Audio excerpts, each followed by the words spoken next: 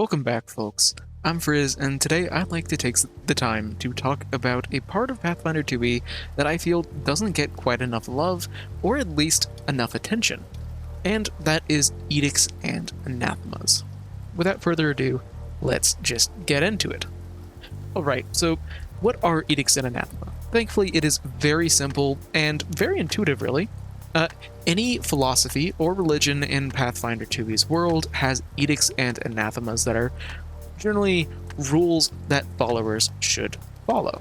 So that means if you're trying to roleplay as a devout religious follower of a god, you know exactly what that god is actually expecting of you. And also, they are generally very vague, meaning that you don't have to worry about, oh, can I stretch the limits of this edict or anathema to try and RP my character the way that I'm dreaming of it? They're generally vague enough that you can get what you want. As an example, a very, very simple example, the goddess of death in Galarian is Pharasma, and one of her edicts, one of the rules that she wants people to follow, is destroy undead whenever you can. And one of her anathema, or things that she explicitly doesn't want you to do, is create undead. Very simple. There are a lot more complex examples, but generally speaking, most follow the same line. Something simple that you should do and something that you shouldn't do.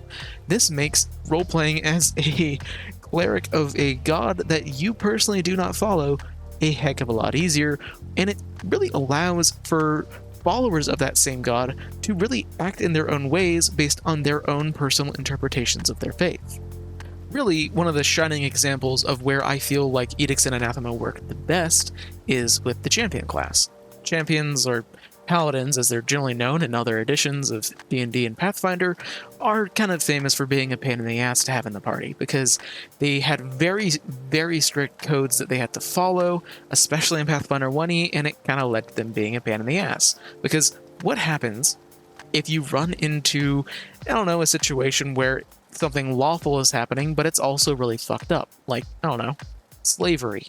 That's lawful, but it's also bad. What does a lawful good character do in that situation? It's generally kind of unclear, and it leads to a lot of what some people called lawful stupid behavior. Now, in Pathfinder 2e, there are simple anathemas and edicts to follow, and literally, especially for champions, there is an order of operations that you follow with them that is very self-explanatory and leads, again, to interesting characters. Don't just think that this system matters for only divine classes or classes that get power from their faith, because this actually applies to a whole bunch of different classes, most importantly to druids and barbarians. And this is really, really interesting because, see, it adds a little bit more flavor to these classes, as it's not a core feature, but it does help out in a lot of ways in making the classes a little bit more interesting and adding a little bit of spice to otherwise mostly mechanical benefits and ideas.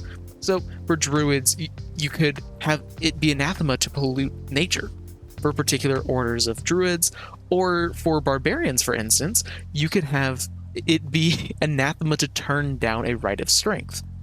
Now, the fun part, especially with, for example, a barbarian, where it is explicitly, you have a code of honor that you follow, and it's your personal rule. I never turn down feats of strength or ways to prove how strong I am. You don't get that because of there's a god that you're following. You get that because of who you are. That really opens up for some really, really interesting personal interpretations. So you could say, oh yeah, I'm a giant instinct barbarian, therefore I can't turn down feats of strength. Is my willpower strength? Is arm wrestling an actual representation of how strong someone is? It is mostly an upper body activity, so maybe you don't personally consider arm wrestling to be a strength activity, but like abstaining from alcohol is, because it takes a strong willpower to do that, especially in a society that socially drinks. It creates this really fun sort of character where you have so many options, and this is just coming from a simple mechanic that multiple classes get, and you can do this for basically any class that has anathemas. Also, I just personally recommend that for every character you make, you come up with some lines that they will never cross and then just treat them like anathemas. It's nice to have a moral compass. Ultimately, I feel that the real usefulness of Edicts and Anathemas is that it helps allow for classes that, follow a strict philosophy, whether that be a religion or something else, and really breaks it down into a simple manner that pretty much everyone is going to be able to agree on. Getting into debates about the nature of following a particular religion or deity with a bunch of rules lawyer can be fun, but it's not fun all the time, and Edicts and Anathemas help you avoid that situation at least some of the time, and that's fun, and it just allows for a more streamlined type of play. And again, the best part is how vague they are. These can match a ton of different characters, and you'll never run into the situation of, oh, well, this is a Pharasman cleric, therefore I know everything about their personality, because only specific personalities are going to actually end up following this deity.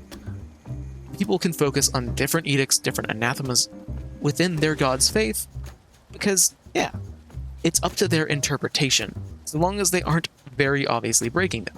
It's just a fun system that can create a ton of different characters, which, really, that's all that Pathfinder 2e is about. Thanks for watching. I've been wanting to talk about this whole system for a while now, actually, but I've just been forgetting. Like always, my memory is very bad. Regardless of that, I'm happy that I finally remembered to actually talk about this, because I really feel like this system doesn't get enough attention because it does work really well.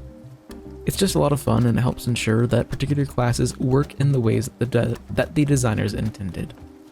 What have your experiences with Edicts and Anathema been?